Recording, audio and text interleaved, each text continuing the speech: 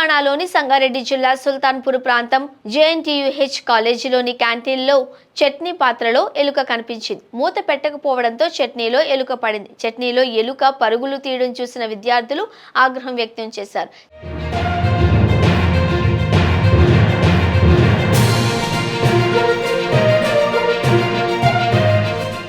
చట్నీలో ఎలుక పడిన ఘటనపై కాలేజీ ప్రిన్సిపల్ నరసింహ స్పందించారు. తినేందుకు తయారు చేసిన చట్నీలో ఎలుక పడలేదు అని, శుభ్రం చేసేందుకు ఉంచిన పాత్రలో ఎలుక పడింది అని వివరణ ఇచ్చారు.